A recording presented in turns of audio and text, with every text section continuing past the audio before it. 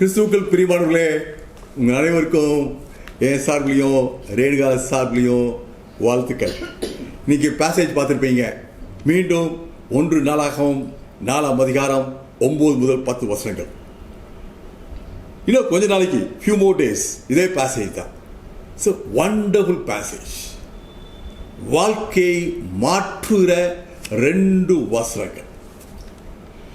மறக்க முடியாத ஒரு அனுபவம். ஜூன் 2020 வருஷம் எனக்கு ஒரு பெரிய ஒரு முன்மாற்றத்தை கொடுத்தது என் ஆவிக்குரிய வாழ்க்கையில. என்னுடைய அன்றாட வாழ்க்கை வெற்றியை நான் எப்படி பிடித்துக் கொள்வது என்பதுக்கு இந்த வார்த்தை ஒரு தூண்டுகோலா இருந்துச்சு, ஒரு கருவியா இருந்துச்சு. என்னை தட்டி எழுப்புச்சு, என்னை அனல் மூட்டுச்சு, என் ஜெப வாழ்க்கை அனல் மூட்டுச்சு. மறக்க முடியாது. ஜூன் 2020 வருஷம் 2 வசனங்கள். நான் சொன்னேன் இல்லையா, நிறைய நேரம் இந்த 4ஆம் முதல்ல few pages அப்படியே தள்ளிட்டு வருவோம். கிட்டத்தட்ட 900 நேம்ஸ்.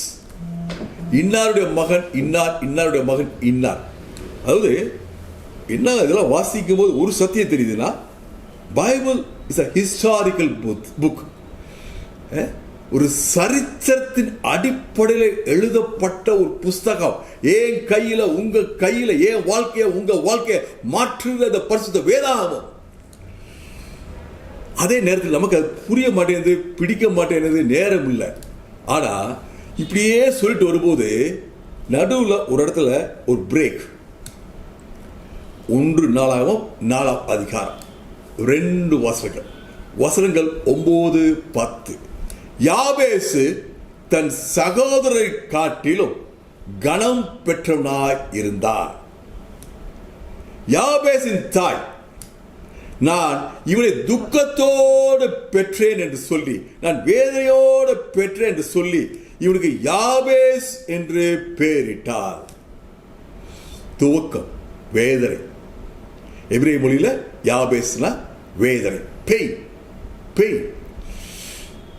10ஆம் வசனம் சொல்லுது, யாபேஸ் இஸ்ரவேலின் தேவனை நோக்கி, தேவரே என்னை ஆசீர்வதித்து என் எல்களை பெரிதாக்கி உமது கரம் என்னோடு கூட இருந்து துக்கம் என்னை ஆட்கொள்ளாதபடிக்கு, என்னை மேற்கொள்ளாதபடிக்கு காத்துக்கொள்ளும் என்று வேண்டிக் கொண்டான். கடைசி பகுதி, அவன் வேண்டிக் கொண்டதை கர்த்தர் அருளினார்.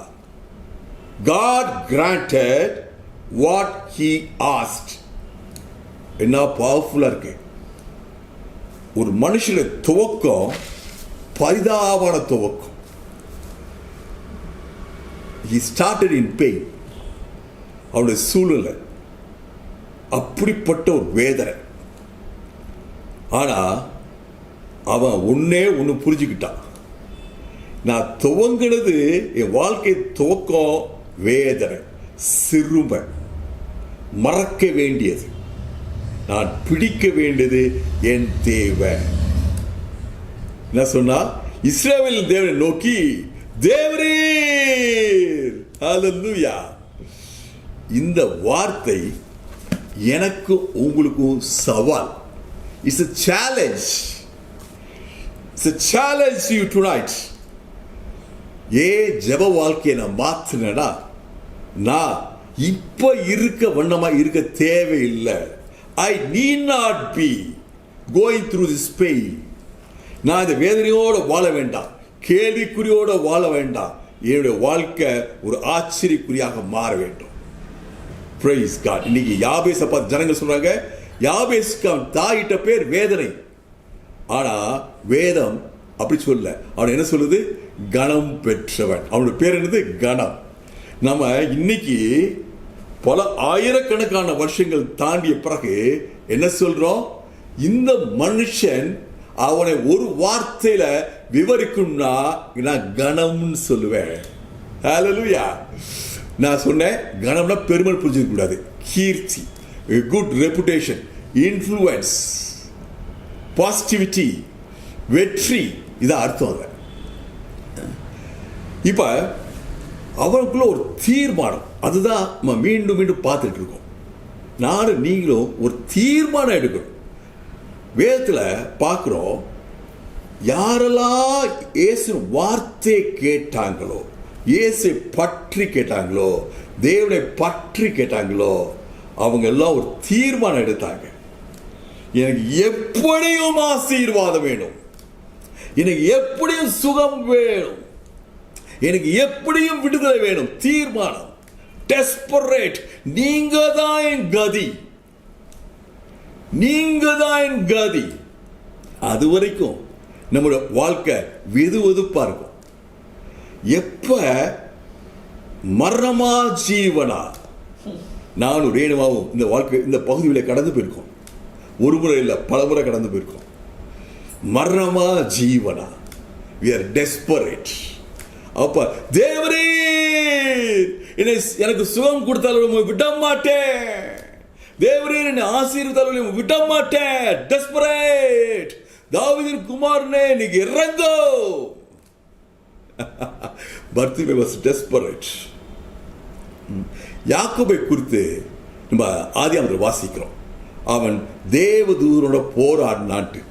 அவனுக்கு வாழ்க்கையில் நெருக்கம். டெஸ்பரேட். என்னை ஆசீர்வதித்தாலுடைய உண்மை விட மாட்டே. தேவதூதனை பற்றி பேசும்போது, போராடும் போது அவன் அப்படி பேசினான் என்று பார்க்கிறோம். ஆனா அதே பகுதியை ஓசியா 12ஆம் அதிகாரம் 4ஆம் வசனம் விவரிக்குது. என்ன சொல்லுது தெரியுமா? அவன் அழுது கெஞ்சி கேட்டுக்கொண்டான்.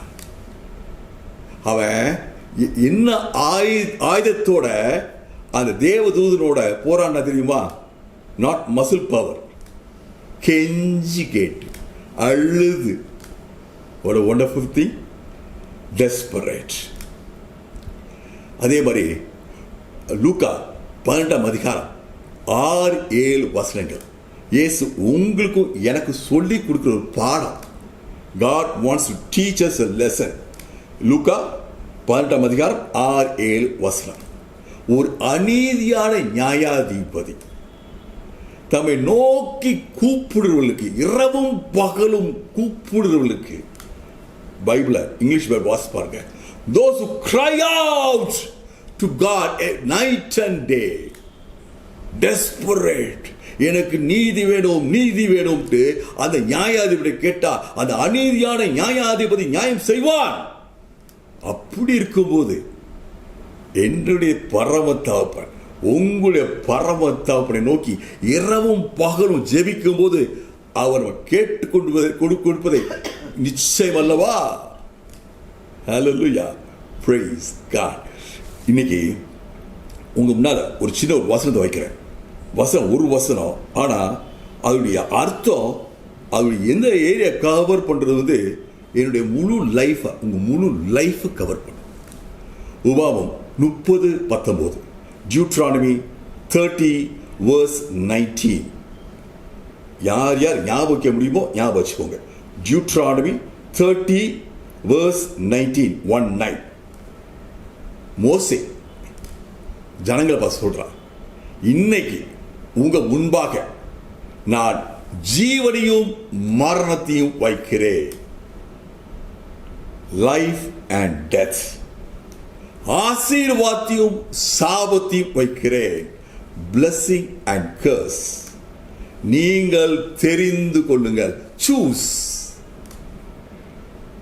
ரெண்டு காரியத்தை வைக்கிறார். பிளஸிங், கர்ஸ். என்ன சொல்றாரு? ரெண்டு வச்சிருக்கோம் முன்னாடி. நீங்க தெரிந்து கொள்ளுங்க. ரொம்ப அருமையான பேசேஜ். உங்க என்டையர் லைஃப், ஆவிக்குரிய வாழ்க்கை, உலகப்பிரமான வாழ்க்கை, குடும்ப வாழ்க்கை, retirement life, everything, family, children, grand children, everything.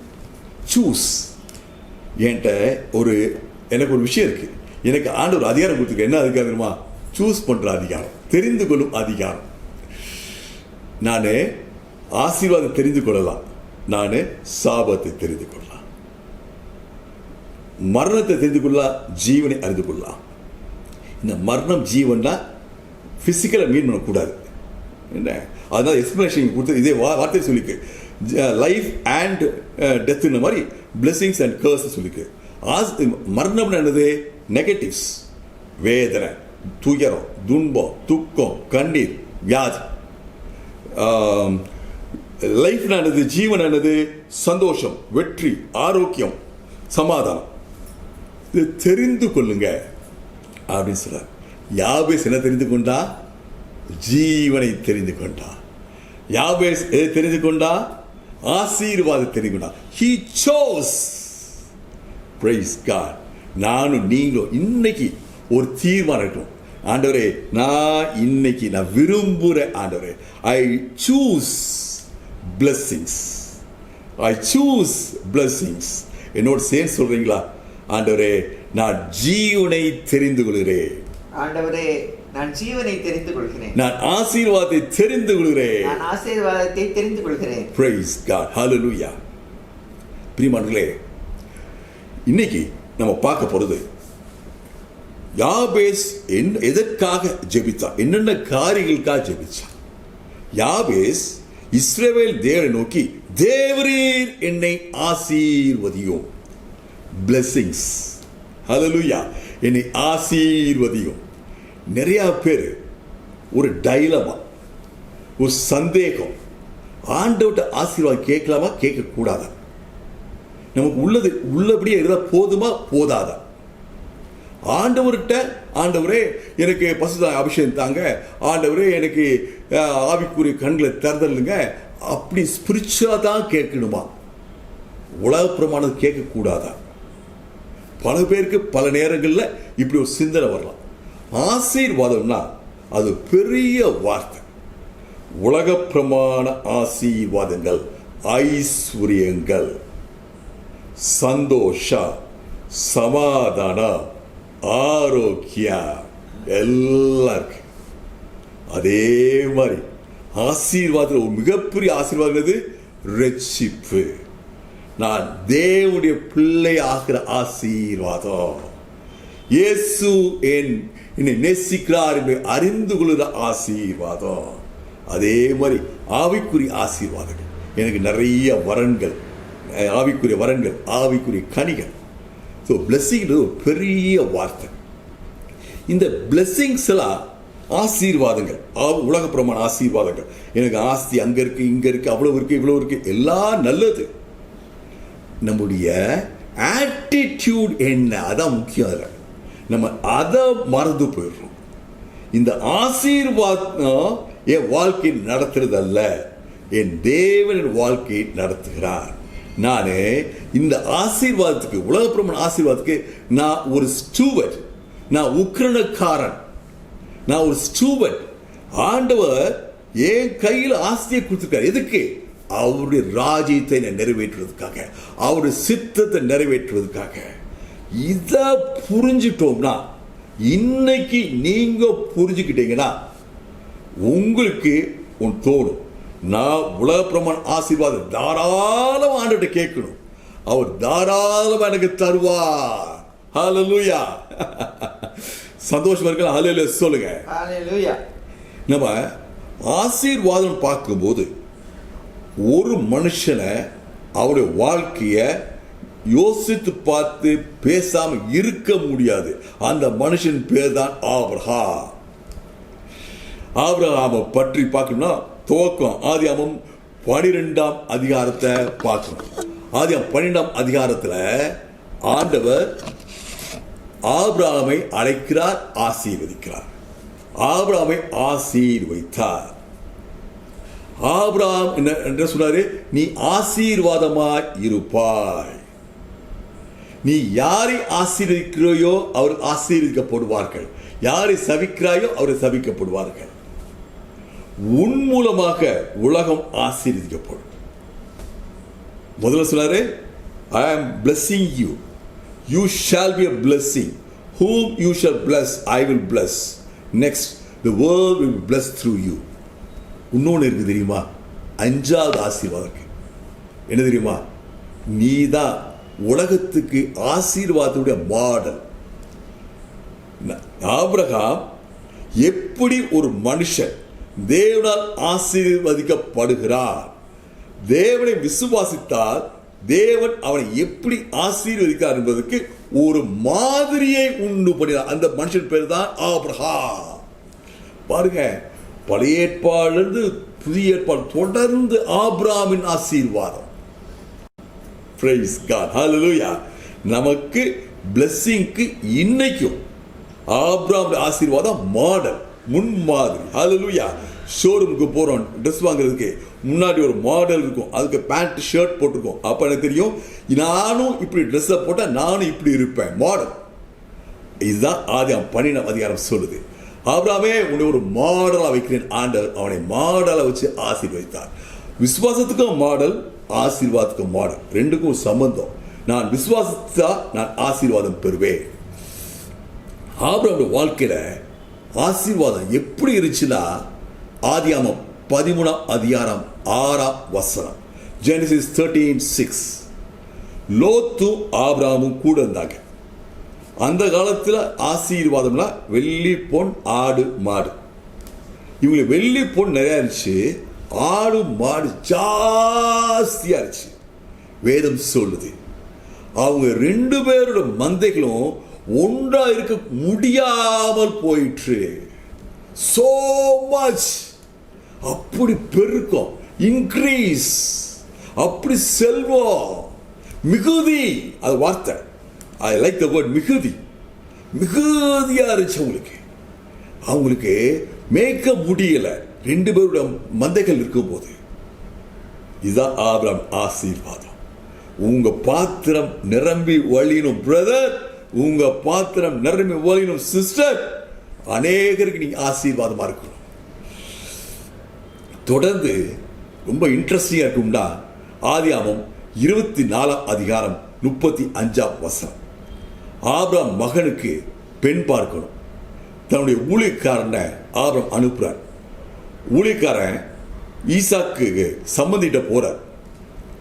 சம்மந்திட்ட போய் ஆபிரகாம் எப்படிப்பட்டவர் சொல்றார். என்னுடைய எஜமா அதிகமாக ஆசீர்வதிக்கப்பட்டவர், அவர் சீமான். யாராச்சும் ஏதாவது மனசுக்குள்ள நமக்கெல்லாம் ரொம்ப பணம் வேண்டாங்க, உள்ளபடி அப்படியே போயிருட்டுங்க அப்படின்னு நினைச்சீங்கன்னா, இன்னைக்கு ஆண்டவர் உங்களை தொடுறார். இன்னைக்கு ஆண்டவர் உங்க சிந்தனை தொடுறார், வார்த்தை அனுப்புகிறார். ஆபிரகாம் ஒரு சீமான். ஆபிரகாமுக்கு நிறைய பொன்னும் வெள்ளியும் இருந்தது, ஆடு மாடுகள் இருந்தன, ஒட்டகங்கள் இருந்தன, வேலைக்காரர் இருந்தார்கள். அதை இன்னைக்கு லாங்குவேஜில் 2020 வருஷத்துடைய லாங்குவேஜில் பார்த்தோம்னா என்ன பார்த்தலாம், நிறையா ஒட்டகங்கள் கழுதைகள் இருந்துச்சுன்னு சொல்லுவோம். அவருக்கு நிறைய பென்ஸ் காரு, நிறைய இம்பாலா கார் இருந்துச்சுன்னு சொல்லணும். அவருக்கு நிறைய வேலைக்காரங்க என்ன சொல்லணும். அவருக்கு நிறைய ஜெனரல் மேனேஜர்ஸ், வைஸ் பிரசிடென்ட்ஸ் இருந்தாங்க சொல்லணும். அவருக்கு நிறைய வெள்ளியும் பொன்னியும் இருந்துச்சு சொல்லணும். அவருக்கு நிறைய ஷேர்ஸ், கம்பெனி எல்லாமே இருக்கு. அவருக்கு ஆடு இருந்துச்சு, மந்தை இருந்துச்சு. அவருக்கு இங்க ஒரு 500 பஸ் ஓடுது, அங்க ஒரு 1000 டாக்ஸி ஓடுது. ஆண்டவர் ஆபிரகாமை இப்படியா ஆசீர்வதித்தார். நமக்குள்ள ஒரு தர்ஸ்ட் வேணும். ஆண்டவரே, எனக்கு ஆசீர்வாதம் வேணும். ஆண்டவரே, இந்த ஆசீர்வாதம் எனக்கு மட்டுமல்ல ஆண்டவரே, என் மூலமாக ஆண்டவரே ராஜ்யம் கட்டப்படுவதற்காக, உங்க சித்தம் நிறைவேறுவதற்காக நான் ஒரு வாய்க்காலா இருக்கணும் ஆண்டவரே. Praise God. Hallelujah. உங்களோட ஆண்டவர் பேசிட்டு இருக்கார். Praise God. இது ஆபிரகாமோட ஆசீர்வாதம் முடிஞ்சு போச்சா? ஈசாக்கை பற்றி பார்த்துக்கோ. ஈசாக்கு was a wonderful verse. ஆதியாகமம் 26:12. ஈசாக்கு அந்த தேசத்துல விதைத்தார். கர்த்தர் ஈசாக்கோட இருந்ததுனால அந்த வருஷத்துல 100 மடங்கு பலன் பெற்றார். இந்த பகுதியை ரொம்ப விரிவா சொல்லலாம். நான் ஒரே சென்டென்ஸ் சொல்லணும்னா என்ன சொல்லணும்? அவருடைய ஆசீர்வாதம் சூழ்நிலையின் படி அல்ல. அவருடைய சூழ்நிலை என்னது? அந்நிய தேசம். சூழ்நிலை என்ன? உலகம் முழுவதும் பஞ்சம். இது பஞ்ச காலமா இருக்கலாம், கொரோனா வைரஸ் காலமா இருக்கலாம், கர்த்தர் உங்களை இந்த நாட்களை ஆசீர்வதிக்க வல்லவர். ஹல்லேலூயா. உங்க குடும்பத்தை ஆண்டவர் ஆசீர்வதிக்க வல்லவர், பாதுகாக்க வல்லவர், உங்களுக்கு நல்ல சுகம் கொடுக்க வல்லவர். இந்த ஆசீர்வாதம் யார் மூலமா வருது? கர்த்தர் மூலமாக வருது. அதே மாதிரி யாக்கோபை பற்றி பார்க்கிறோம். ஆதியாகமம் 31ஆம் அதிகாரம் 8ஆம் வசனம். மாமனார் ரொம்ப மாற்றி என்னென்ன பண்ணிட்டாரு, கன்ஃபியூஸ் பண்ணிட்டு இருந்தாரு. உனக்கு இப்படின்னா உனக்கு ஆடு, அப்படின்னா உனக்கு ஆடு, மாற்றி பேசிட்டு இருந்தாரு. ஆனால் என்னென்ன அவர் டேர்ம்ஸை மாற்றினாரோ, அப்பப்பெல்லாம் எப்படி அட்வர்ஸ் டேர்ம்ஸ் அவனுக்கு சாதகமாக இல்லாத சூழ்நிலையில் எல்லாம் சாதகமாக மாறியது. புள்ளி உள்ள ஆடு உனக்கு தான் அப்படின்னா புள்ளி உள்ள ஆடா நிரம்பிருச்சு. கலப்பு நிறம் உனக்குன்னா கலப்பு நிற ஆடுகளா நிரம்பிச்சு. இது நிறைய விவரிச்சு சொல்லலாம். ஒன் சென்டென்ஸ் சொல்லணும். அது என்ன சொல்லலாம்? Super natural blessing. Praise God. இயற்கைக்கு அப்பாற்பட்டது. உங்களை சுற்றியுள்ளவங்க உங்களுக்கு இப்படி பண்ணா அப்படி பண்ணா நெருக்கடி வரும் நினைக்கலாம். ஆனா அந்த நெருக்கடியில உங்களை ஆசீர்வதிக்க இயற்கைக்கு அப்பாற்பட்ட விதத்தில் ஆசீர்வதிக்க வல்லவர். உபாகமம் 8ஆம் அதிகாரம் 12ஆம் வசனம் ஒரு திறவுகோல். அது உபாகமம் 8:18 is a key to your prosperity. என்னது வசனம் சொல்லுது? ஆஸ்தியை கொடுப்பவர் ஆண்டவர், வருமானத்தை சம்பாதிக்கிற பலனை கொடுக்கிறவர். திருப்பி சொல்றேன், சம்பாதிக்கிறதுக்கு பலனை கொடுக்கிறவர். He gives me ability to earn income. நான் நல்ல வேலை செய்யறதுக்கு, வேலையில் உயர்வு வருவதற்கு, உழைப்பின் மூலமாக எனக்கு வருமானம் பெருகுவதற்கு ஆண்டவர் எனக்கு தகுதிய ஞானத்தை பலத்தை எனக்கு கொடுக்கிறார். ஹல்லேலூயா. Price God. பைபிள் தொடர்ந்து சொல்லுது, கர்த்தர் தரும் ஆசீர்வாதமே ஆசீர்வாதம், அதனோட வேதனை கூட்டார். நீங்க நிறைய பேர் மெடிக்கல் ப்ரொஃபஷனில் இருக்கீங்க, சொல்லுவாங்க மெடிக்கல் ப்ரொஃபஷனல் சொல்லுவாங்க, இதை சாப்பிடுங்க ஆனால் சைடு எஃபெக்ட் இப்படி இருக்குங்க. அது சொல்றோம் இல்லையா, சைடு எஃபெக்ட். ஆனால் ஆசீர்வாதம் கர்த்தர் வரும்போது சைடு எஃபெக்டே கிடையாது. ஹல்லேலூயா. ஆண்டவர் கொடுக்கிற ஆசீர்வாதம் வேதனை அற்ற ஆசீர்வாதங்கள். பிரியமானவர்களே, யாக்கோபுக்கு ஒரு சூழல் உண்டாச்சு. அந்த சூழல் வரும்போது அவன் ரொம்ப கலங்கி போயிட்டான். ஆதியாகமம் 42ஆம் அதிகாரம் 36ஆம் வசனம். ஆதியாகமம் 42:36. எனக்கு நடக்கிறது எல்லாமே எனக்கு விரோதமாய் நடக்குதே. ஏன் எனக்கு விரோதமாய் நடக்குது? புலம்புறான், அழுறான். அவன் ஏற்கனவே ஒரு மகனை இழந்து போயிட்டான், இன்னொரு மகனை இழக்கிற மாதிரி ஒரு சூழ்நிலை வருது. ஒரே வேதனை. ஏன் மாறி மாறி என் வாழ்க்கையில் இழப்புகள், மாறி மாறி என் வாழ்க்கையில் சோதனைகள், மாறி மாறி ஏன் வாழ்க்கையில் துக்கம். ஆனா அவனுக்கு தெரியல, கர்த்தர் அவனோட கூட இருக்கார். ஹல்லேலூயா. அவனுக்கு தெரியல அவனுக்கு அன்னைக்கு. அதனாலதான் அவன் அப்படி கதறினான் அவன். ஆனா நம்ம இன்னைக்கு பார்க்கிறோம், சில நாட்கள் பார்த்தோம், யாக்கோவின் தூளை எண்ணத்தக்கவன் யார்? What a great thing. ஆண்டவர் சொல்றாரு, நான் ஆபிரகாமின் தேவன், நான் ஈசாக்கின் தேவன், நான் யாக்கோபின் தேவன். பிரியமானவர்களே, இந்த யாபேசின் தாய் ஒரு நல்ல தாய், மோசமானவங்க இல்லை. ஆனா ஏன் இவருக்கு பேர் துக்கம் பேர் வச்சாங்க? யாபேஸ்னா துக்கம். ஒருவேளை அவங்க சூழல்ல மோசமா இருந்துச்சு, அதனால வேதனை சொன்னாங்க. ஆனா அவனுக்கு பேர் வேதனை வச்சிருக்க மாட்டாமே. ஏன் வச்சாங்க? அவங்களுக்கு புரியல. அவங்களுக்கு அந்த வேதனையில மறந்து போயிட்டாங்க, இஸ்ரவேல்ல ஒரு தேவன் இருக்கிறார். ஹல்லேலூயா. அது ஏசாயா 46ஆம் அதிகாரம் 10ஆம் வசனம் சொல்லுது, தேவன் அந்தத்தில் உள்ளவைகளை ஆதி முதற்கொண்டு பார்க்கிறார். God sees the end from the beginning. நம்ம ஒன்று துவங்குறோம், நம்ம துவக்கத்தை தான் பார்க்கிறோம். ஆனா ஆண்டவர் துவங்கும் போது அது முடிவையும் பார்க்கிறார். ஏசாயா 46:10. இந்த வெளிப்பாடு இந்த யாபேசுடைய தாய்க்கு இல்லை. அதனாலதான் நினைச்சா யாபேசுடைய வாழ்க்கையே ஒரு கண்ணீர் வாழ்க்கை, வேதனை உள்ள வாழ்க்கை. இவனுக்கு யாபேஸ், இவனுக்கு துக்கம், வேதனைன்னு பேர் வைக்கிறேன். ஆனா யாபேஸ் எழுந்து நின்றான். இஸ்ரவேல் ஒரு தேவன் இருக்கிறார், என் வாழ்க்கையை மாற்றுகிறவர், என் வாழ்க்கையை டிரான்ஸ்ஃபார்ம் பண்ணுகிறவர்.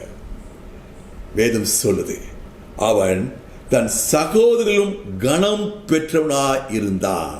அது என்ன அர்த்தம் தெரியுமா? நல்லா கூர்ந்து பாருங்க. அவன் சகோதரர் 5-6-7 பேர் இருந்தாங்க, அவங்களுக்கு காட்டிலும் இவனுக்கு அதிகமான ஆசீர்வாதம் இல்லை. அந்த ஜெனரேஷனுக்கே இவன் ஒரு எக்ஸாம்பிள். சகோதரனா ஜெனரேஷன், அந்த ஜெனரேஷனுக்கே ஒரு எக்ஸாம்பிள் இந்த யாபேஸ். நீங்க இன்னைக்கு ஒரு செக்அப் பண்றீங்க, நம்ம எல்லாம் சொல்றோம்ல, அப்பைக்கு ஒரு செக்அப் பண்ணுன்றோம்ல. இன்னைக்கு ஆண்டவர் சொல்றாரு, உங்க பிரேயர் லைஃபை செக்அப் பண்ணுங்க. பிரதர், அன்போடு கேட்டுக்கொள்றேன். அருமையான மூத்த சகோதரியே, அன்போடு கேட்டுக்கொள்றேன். நம்முடைய ஜெப வாழ்க்கையை நாம செக்அப் பண்ண வேண்டிய ஒரு பகுதி இது. நான் செக்அப் பண்ணி, நானும் யாபேச போல, ஆண்டவரே தேவரே என்னை ஆசீர்வதியும், நான் ஒரு ஸ்டூவர்டா இருப்பேன், நீங்க ஆசீர்வாதம் தாங்க, என் மூலமாக ஆசீர்வாதங்கள் உமது ராஜ்யத்துக்காக உபயோகப்படுத்தப்படும், தேவையான ஜனங்களை நோக்கி ஓடும். நான் பல பேருக்கு ஆலோசனை கொடுப்பேன், பல பேருக்கு நான் பொருள் உதவி கொடுப்பேன், பல பேருக்கு என் பேர் மூலமாக நான் அநேக உலகப்புறமான ஆசீர்வாதங்களை வாங்கி தருவேன். I will be influential. Praise God. ஆண்டவர் இன்னைக்கு நம்மோட பேசுறது, விரும்புக, ஆசீர்வாத விரும்புக. ஆபிரகாமின் தேவன், ஆசீர்வதிக்கிற தேவன், யாபேசின் தேவன் என்னுடைய தேவன். ஹல்லேலூயா. இன்னைக்கு ஆண்டவர் சொல்றார், விரும்புங்க ஜெப விண்ணப்பத்தில் ஆவிய. ஆண்டவரே, எனக்கு ஒரு ஜெப விண்ணப்பத்தில் ஆவிய தாங்கப்பா. ஆண்டவரே, நான் ஜெபிக்கும் போது ஆனல்லா இருக்கணும் ஐயா. என் அறையை மூடிக்கொண்டு நான் ஜெபிக்க போறேன். இன்னைக்கு இன்று முதல் நான் வேறு விதமா ஜெபிக்க போறேன். இன்று முதல் வேறு விதமான ஆசீர்வாதம் பெற்றுக்கொள்ள போறேன். கண்ணை மூடு, ஒரு விஷயம் ஜெயிப்போமா? எங்களை நேசிக்க நல்லா தவப்படுறேன். வார்த்தைகளை அனுப்பி இங்க இருதயங்களை கொழுந்து விட்டு பிரகாசிக்க செய்த தேவனே, உம்மை மகிமைப்படுத்துகிறோம் சுவாமி. யாபேசை போல ஜெபத்தின் மூலமாக வாழ்க்கையை மாற்ற முடியும். ஜெபத்தின் மூலமாக கண்ணீர் வாழ்க்கையிலிருந்து கனம் பொருந்திய கீர்த்தியுள்ள வாழ்க்கையை பெற முடியும். இந்த உதாரணத்தை எங்களுக்கு முன்பாக வைத்ததுக்காக நன்றி அப்பா. எங்க ஜெப வாழ்க்கைக்கு இது சவாலா இருக்குது ஆண்டவரே. இன்றைக்கு நான் என்னை அர்ப்பணிக்கிறேன். நான் இன்று முதல் உண்மையோடு இருதயத்தோடு, முழு இருதயத்தோடு நான் ஜெபிக்க துவங்குறேன். என் வாழ்க்கையில மாற்றங்களை அனுபவிக்க துவங்குறேன். இயேசு மூலம் பிதாவே, ஆமென். ஆமென். ஆமென்.